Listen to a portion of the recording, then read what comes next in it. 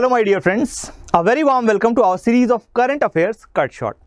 दोस्तों, जैसा कि हमारा हमेशा से ट्रेंड रहा है, सबसे पहले आपकी प्रैक्टिस के लिए हम एक सवाल रखते हैं। बट आज एक सवाल नहीं, आपके सामने दो सवाल हैं, जिनमें से एक प्रीवियस ईयर क्वेश्चन है और आपको मेरे ख्याल से इसको जरूर अटेम्प्ट करना चाहिए, क्योंकि ज्योग्राफी पर्सपेक्टिव से ये बहुत इंपॉर्टेंट और अच्छा सवाल था, है ना। तो प्लीज़ इसको अटेम्प्ट कीजिए, जियोग्राफी प्लस इन्वायरमेंट पर्सपेक्टिव से, आई मस्ट से, ठीक है। तो हालांकि हमारा साइंस एंड टेक का टॉपिक है, तो मैं उस पर जरूर आऊँगा, बट स्टिल आपको जियोग्राफी के बारे में भी थोड़ा बहुत मालूम होना चाहिए, क्योंकि कई बार यूपीएससी की आदत है कि वो लेफ्ट टू राइट अरेंज करवा लेता है, नॉर्थ टू साउथ अरेंज करवा लेता है, ठीक है। तो ये सारी चीज़ों के लिए आपको समझना जरूरी है। और साथ ही साथ कई बार कुछ लेक्स या कुछ सर्टेन रीजन के कैरेक्टरिस्टिक्स के बेसिस पे आइडेंटिफाई करने के लिए पूछता है, जैसा कि इस सवाल में पूछा गया है। Which of the following have shrunk immensely or dried up in the recent past due to human activities। ये सवाल था CSE 2018 का, और आपके सामने 3 लेक्स का नाम दिया है। कौन कौन सी? अराल सी, ब्लैक सी, लेक बैकाल। आपको क्या करना है? करेक्ट आंसर चूज करना है। क्या करना है? करेक्ट आंसर चूज करना है। आपके ऑप्शंस है A 1 only, B 2 and 3, C 2 only and D 1 and 3। ठीक है, अब आपकी जिम्मेदारी है कि आप कमेंट सेक्शन में कमेंट करें, ठीक है। ये डेफिनेटली पिछले साल का सवाल है, तो आप लोगों से बहुत सारे सीरियस एस्पिरेंट्स होंगे, उन्होंने जरूर एक बार देखा होगा। अगर नहीं देखा है तो प्लीज एंड तक इस लेक्चर को देखें, मैं स्वयं आपको आंसर बता दूंगा, ठीक है।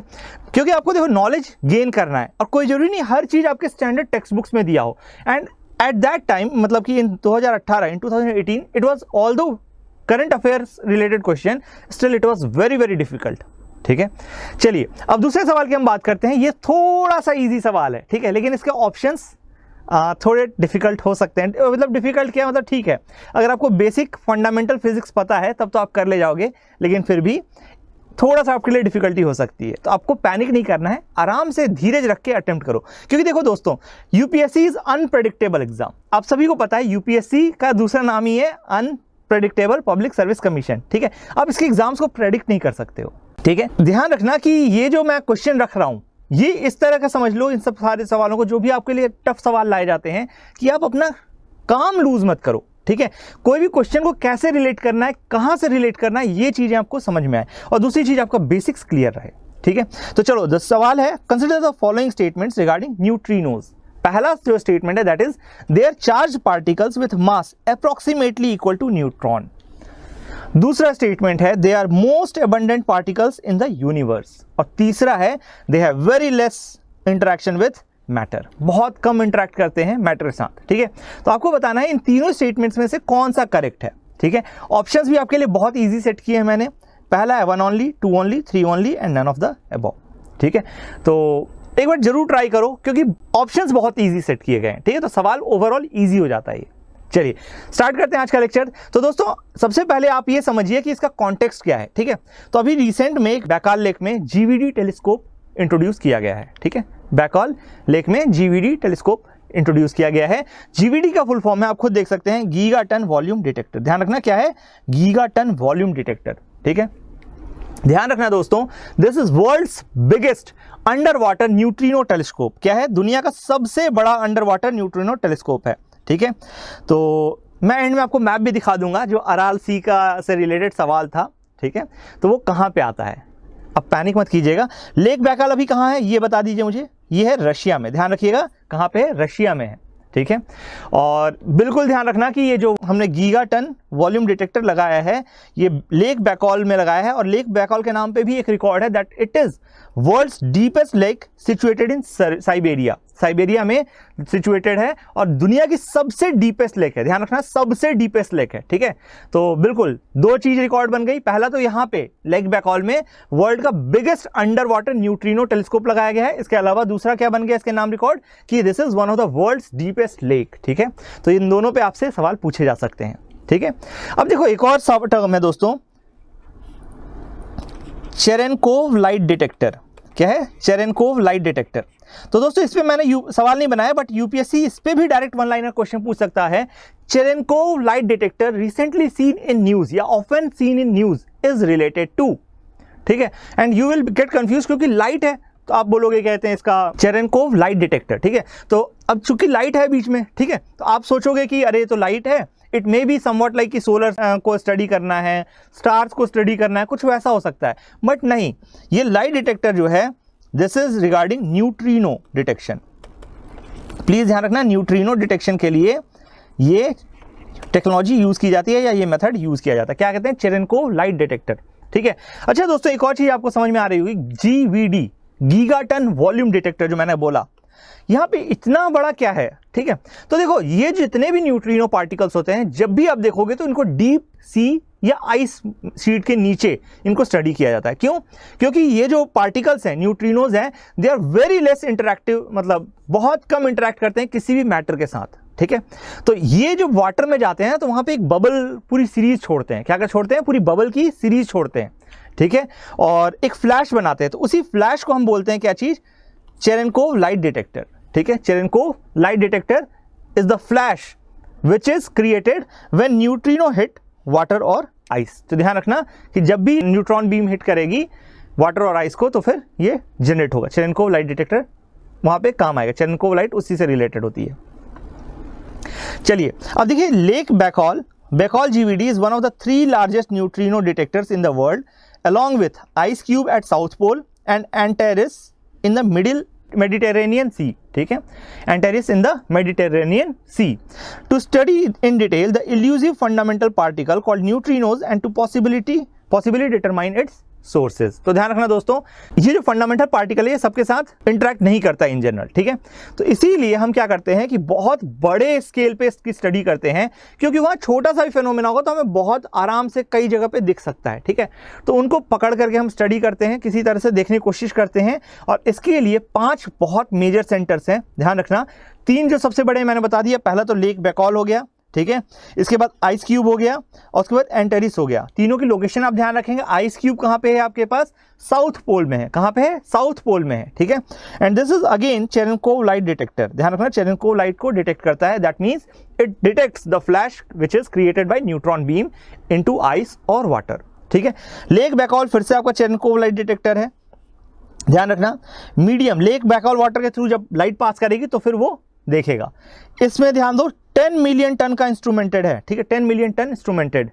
यहां देखिए, मीडियम अगर मैं बोलूं तो Antarctic ice 1 cubic kilometre instrumented. तो 1 क्यूबिक किलोमीटर का इंस्ट्रूमेंट लगाया गया है, सोचिए। ठीक है, मतलब उसने एरिया को कैप्चर करने वाला इंस्ट्रूमेंट प्रॉपर लगाया गया है। ठीक है, अच्छा अब देखिए, मेडिटेरेनियन सी वाला क्या है? चेरेनकोव लाइट डिटेक्टर ये भी है।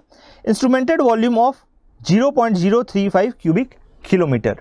ठीक है, इसके अलावा देखिए 2 और जो मेजर इंपॉर्टेंट है, एक है अनीता, ठीक है, ANITA, ये रेडियो वेव डिटेक्टर है। ध्यान रखना दोस्तों, ये रेडियो वेव डिटेक्टर है और ये टोटली डिफरेंट पैटर्न पे काम करता है। ठीक है, इसका भी मीडियम अंटार्कटिक आइस है, बलून बेस्ड इंस्ट्रूमेंट है ये, और ये 1 million cubic kilometre of ice को एक टाइम में डिटेक्ट करेगा, 40 दिन के लिए करेगा। ठीक है, इसके अलावा सुपर कामियोकांडे, ठीक है, ये है आपका जापान में। कहाँ पे है? जापान में। ध्यान रखना, इनकी लोकेशन आई होप आप नोटिस कर पा रहे हो, देख पा रहे हो। ठीक है, ये भी चेरेनकोव लाइट डिटेक्टर है। मीडियम क्या है इसका? 40,000 ton of ultra pure water. तो ये एकदम अल्ट्रा प्योर वाटर रख करके एक टैंक में, अंडरग्राउंड टैंक बना करके वहां पे कोशिश कर रहे हैं न्यूट्रिनो बीम्स को देख पाने का। ठीक है, अब देखो इसका न्यूट्रिनो डिटेक्टर से क्या फायदा होगा? It will aid scientist understanding the origin of universe. दोस्तों एक चीज ध्यान रखना, आपसे कभी भी जब भी यूपीएससी कई बार ऐसा भी सवाल पूछती है कि इस पार्टिकुलर फेनोमेना या इस पार्टिकुलर पार्टिकल को डिटेक्ट करने का, स्टडी करने का पर्पस क्या है। ठीक है, जैसे जूनो मिशन का एक बार पर्पस पूछा था, दैट इज रिगार्डिंग कि फॉर्म हमारा प्लैनेट कैसे हुआ था। ठीक है, तो अब देखिए जैसे जूनो मिशन का था वैसे यहां पे भी नोटिस कीजिए, तो यहां पे क्या है? It will aid scientist understanding of origin of universe, since some of the neutrinos were formed during Big Bang and others continue to be formed as a result of supernova explosions or because of nuclear reaction in the sun। तो ध्यान रखना, जो neutrino particles हैं ये continuously बनते रहते हैं दोस्तों, अलग अलग फेज में बने हैं। कुछ बिग बैंग के टाइम पे भी बने थे और कुछ आपका supernova explosion as well as sun में जो न्यूक्लियर फ्यूजन हो रहा है, ठीक है, हाइड्रोजन हाइड्रोजन मिलकर हीलियम बन रहे हैं, उसमें भी निकलते हैं। तो ध्यान रखिएगा, न्यूट्रिनो पार्टिकल्स निकल रहे हैं कॉन्टिन्यूअस बेसिस पे।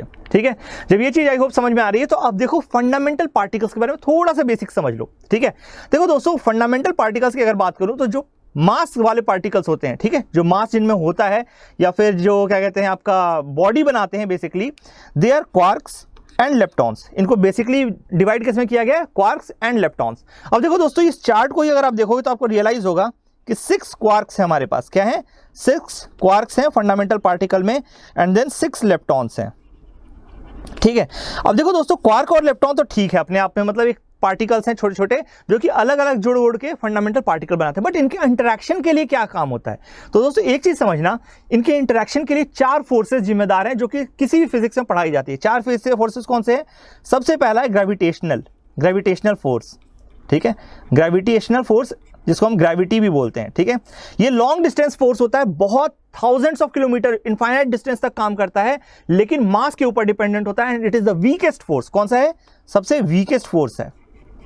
इसके बाद जो दूसरा फोर्स है that is your electrostatic force, ठीक है, इलेक्ट्रोस्टैटिक अट्रैक्शन, ठीक है।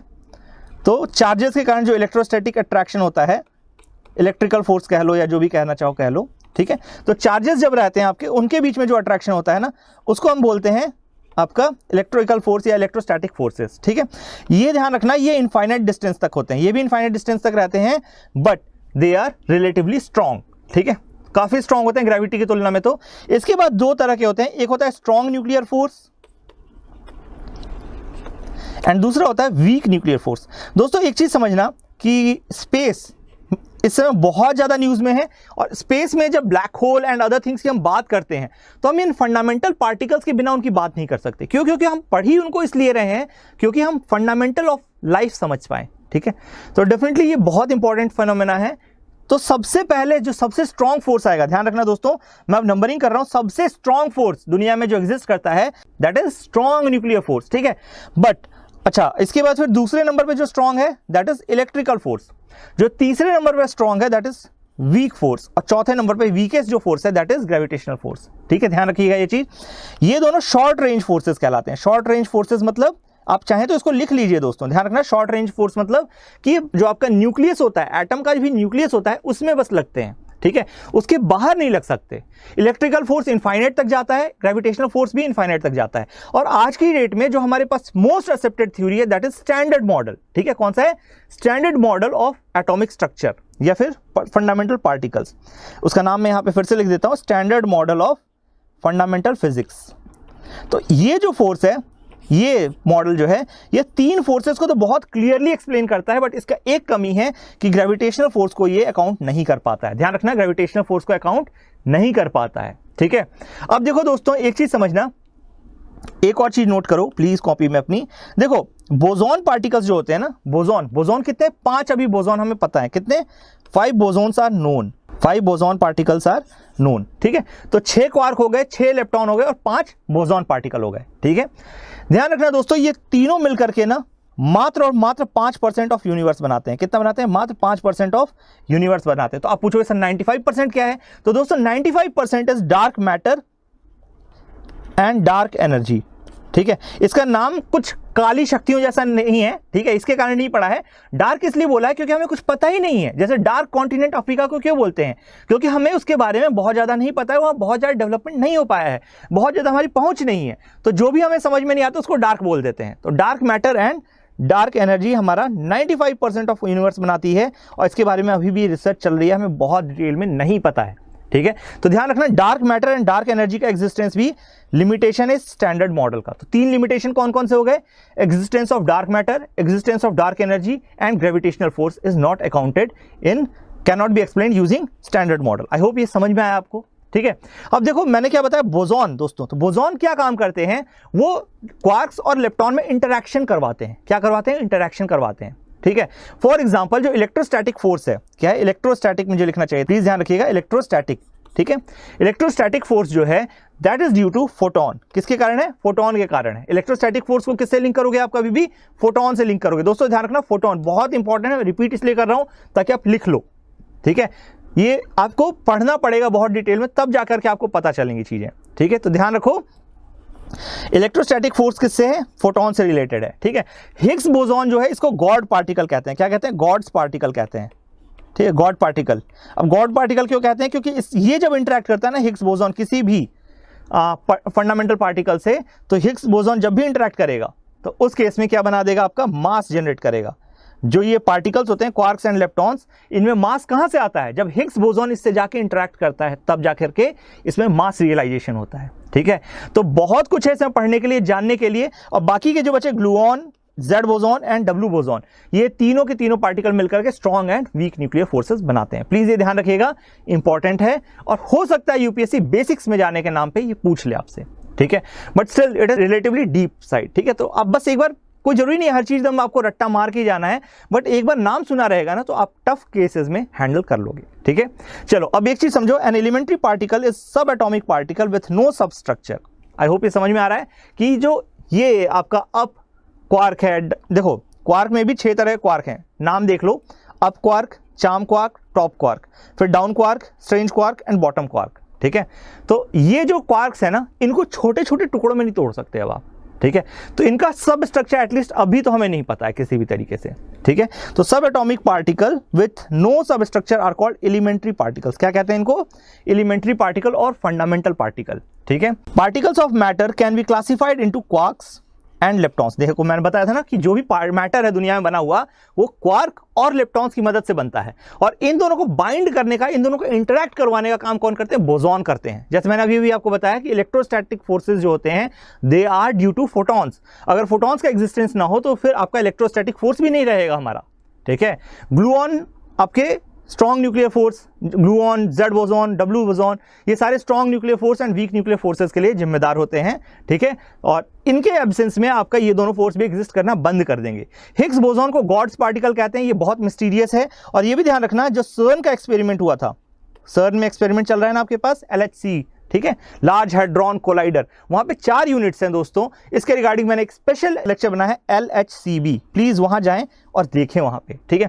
तो वहां पे 2 सेंटर्स हैं जहां पे हिग्स बोसॉन खोजा गया था, ऐसा माना जाता है कि खोजा गया था, ठीक है। तो please go to that lecture, अगर आपने देखा है तो बहुत अच्छा है, अगर आप भूल गए हो तो भी आप रिवाइज करने के लिए देख सकते हो। LHCb पे मेरा एक लेक्चर है, मैं आपको डिस्क्रिप्शन बॉक्स में इसके लिंक दे दूंगा, ठीक है। तो please go and watch that lecture to, क्योंकि वो बहुत इंपॉर्टेंट और बहुत अच्छा लेक्चर है वो, ठीक है। चलो आगे देखते हैं। Particles of matter can be classified into quarks and leptons, but this only applies to normal matter. किस पे? नॉर्मल मैटर पे ही अप्लाई करता है, और the matter that scientist know that 5% of the universe is made up. समझ में आई बात है? मैंने ये भी बताया था 5% दुनिया बनी हुई है किससे? क्वार्क्स एंड लेप्टॉन से। बाकी ये जो मैटर कौन फिल करता है? That is dark matter and dark energy, और ये स्टैंडर्ड मॉडल एक्सप्लेन नहीं कर पाया है, ठीक है। Exploration in the field of physics so far has led to the discovery of over 12 such quarks and leptons. तो टोटल मिला के 12 हो गए, 6 क्वार्क हो गए और 6 लेप्टॉन हो गए। In different combination these particles can make different kinds of atom which in turn make up molecule that form everything from a human being, wooden chair, plastic, मतलब जो भी आप आजू बाजू देखते हो ना, वो सारी चीजें किससे बनती हैं? इन्हीं क्वार्क्स और लेप्टॉन्स से। समझ में आई बात? तो मैं आपके सामने खड़ा होकर के आपसे बात कर रहा हूं, that is due to quark and lepton, ठीक है। चलिए, और बिल्कुल हमारे बीच में इलेक्ट्रोस्टैटिक फोर्सेस जो काम करते हैं, जो बिजली कड़कती है, ये सारे कहीं ना कहीं फोटॉन से रिलेटेड है, ठीक है। चलिए, why do scientist study fundamental particles? क्यों पढ़ते हैं भाई? ये भी यूपीएससी का प्रोबेबल क्वेश्चन है, और एक्चुअली बहुत फेवरेट क्वेश्चन है कि हर एरिया का यूटिलिटी पूछते हैं वो। जैसे देखिए, 2 ब्लैक होल्स जाकर के आपस में टकरा करके मिल गए थे, फ्यूज कर गए थे, ठीक है, तो उसकी यूटिलिटी क्या थी? तो ग्रेविटेशनल वेव्स वहां पर डिटेक्ट हुई थी, है ना। तो ये चीज ग्रेविटेशनल लेंसिंग और ये सारी चीजें क्या कहते हैं, हमें बताती हैं कि यूपीएससी कैसे क्वेश्चन पूछता है। तो ये चीजें आप नोटिस कीजिए, ध्यान दीजिए, ठीक है। To understand the law and the shape of our universe, how they manifest their will and why things are the way they are. तो सबसे पहले तो हमारा एग्जिस्टेंस का जो सवाल है कि what is universe, how was it made, ठीक है, and how is it expanding, और how why it is the way it is, ठीक है। इसके बाद क्या है? Scientist are so keen on studying neutrinos which are also a type of fundamental particle. Fundamental means that neutrinos like electron, proton and neutron can not be broken down further into smaller particle. ध्यान रखना, लेकिन still मैं एक चीज कहूंगा, इसमें एक छोटा सा एरर है।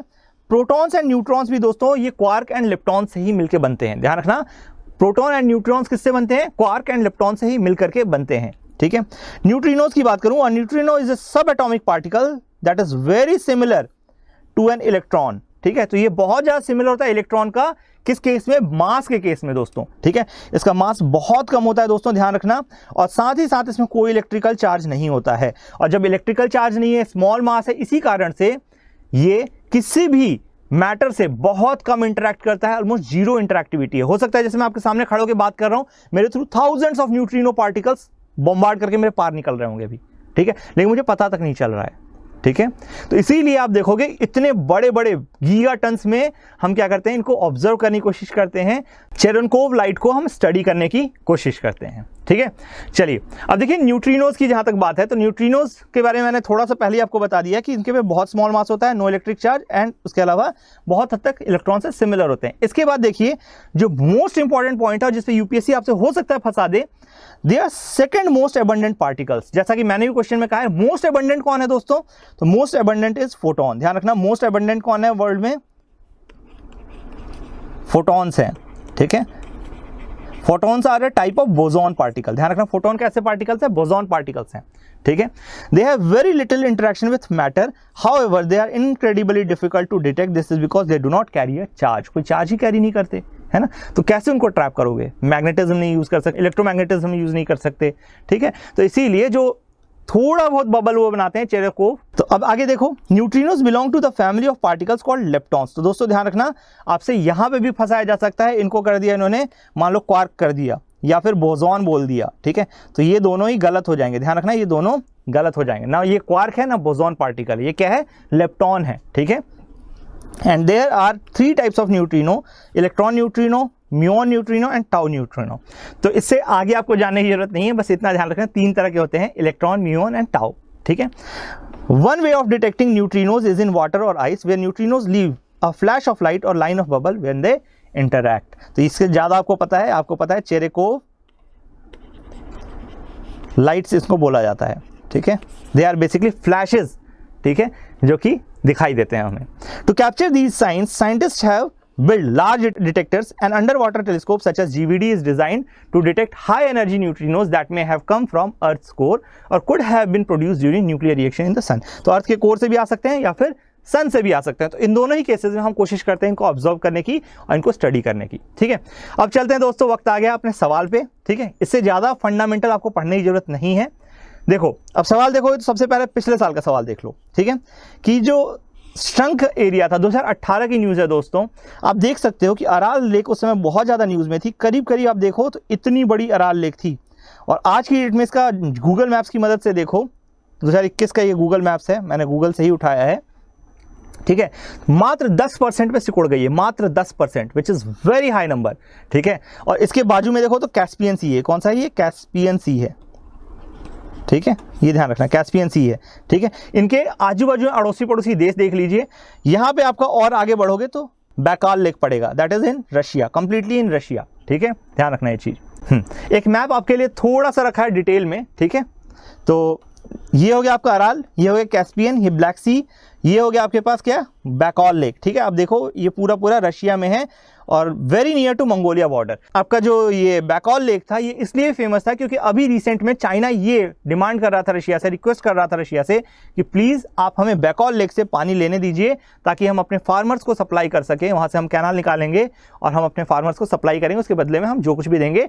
बट अभी जो आपका रशिया है वो शांत है, ठीक है, वो क्या है, शांत है, वो कुछ भी रिस्पॉन्ड नहीं कर रहा है इसके लिए, ठीक है, क्योंकि water is a very precious resource, बहुत प्रीशियस रिसोर्स है। और China is doing very nice diplomacy by मतलब buying agriculture fields in other countries and then exporting it to itself. मतलब सपोज करो उनका दिल कर गया ताजिकिस्तान में, ठीक है, तो ताजिकिस्तान में जाएंगे, एक पीस ऑफ लैंड खरीदेंगे, वहाँ एग्रीकल्चर करेंगे और वहाँ से फिर प्रीसियस वाटर रिसोर्स जो ताजिकिस्तान का है वो चाइना वापस लेकर के आएंगे, ठीक है। तो इवन इकोनॉमिक सर्वे ने भी कहा है वाटर एक्सपोर्ट, तो प्लीज़ आप उसको पढ़िए और आगे उसमें देखते रहिए। चलिए अब है हमारा आज का सवाल जो कि मैंने खुद फ्रेम किया था आपके लिए, ठीक है। आई होप आपने अटेम्प्ट किया होगा यूट्यूब वीडियो में।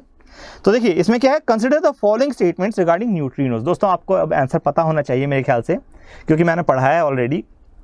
They are charge particles with mass approximately equal to neutron. दोस्तों देखो न्यूट्रॉन इज क्वाइट हैवी, ठीक है, न्यूट्रॉन एंड प्रोटॉन ये दोनों काफ़ी भारी होते हैं, इलेक्ट्रॉन काफ़ी हल्का होता है, ठीक है। तो इससे काफ़ी ज़्यादा मास होता है, मतलब इट्स लाइक 100 टाइम्स करीब करीब मास बढ़ जाता है जब आप न्यूट्रॉन प्रोटॉन, 100 से भी ज़्यादा ही होता है दोस्तों, ठीक है, 1000 टाइम्स करीब करीब भारी होते हैं न्यूट्रॉन प्रोटॉन। तो दोस्तों न्यूट्रॉन एंड प्रोटॉन न्यूट्रिनो से कंफ्यूज मत करना, कैंसिल कर देते हैं, मतलब मास के बराबर नहीं होता है, मास में नहीं होता, इक्वल टू इलेक्ट्रॉन होता तो हो सकता था ये चीज़, ठीक है। न्यूट्रॉन की तरह ये न्यूट्रल होता है, ध्यान रखना, न्यूट्रॉन की तरह क्या होता है, न्यूट्रल होता है, इसमें कोई चार्ज नहीं होता है न्यूट्रिनो में। They are most abundant particles in the universe, नहीं दोस्तों, ये फोटोन के कैरेक्टरिस्टिक हैं। किसके? फोटोन के, जो कि एक बोसॉन पार्टिकल है और उसके कारण इलेक्ट्रोस्टैटिक फोर्स जन्म लेते हैं। ठीक है, they have very little interaction with matter, they have very little interaction with matter, that is very true. और इसी कारण से कहीं ना कहीं हम इनको डिटेक्ट नहीं कर पाते हैं, and hence the correct statement will be C, that is 3 only. I hope दोस्तों आपको लेक्चर समझ में आया है, पसंद आया है। ठीक है, आपको बहुत कुछ जानने को मिला होगा फंडामेंटल फिजिक्स के बारे में। अगर दोस्तों पसंद आया तो please do like us and subscribe us. साथ ही साथ अपने दोस्तों को भी शेयर करो, जितना शेयर कर सकते हो, क्योंकि उससे हमें मोटिवेशन मिलता है। ठीक है, हमारी रीच बढ़ती है, और नॉलेज के साथ ये चीज़ है कि जितना फैलाओगे उतना बढ़िया होगा। ठीक है, और इसके अलावा आपको कोई भी डाउट हो किसी भी टॉपिक से रिलेटेड, यूपीएससी के, सीएसई के, सीसैट से, कोई भी टॉपिक हो, ठीक है, आप बेझिझक कमेंट करो, we will try to answer you as soon as possible. तो चलिए मिलते हैं अगले लेक्चर में। Till then thank you and bye bye.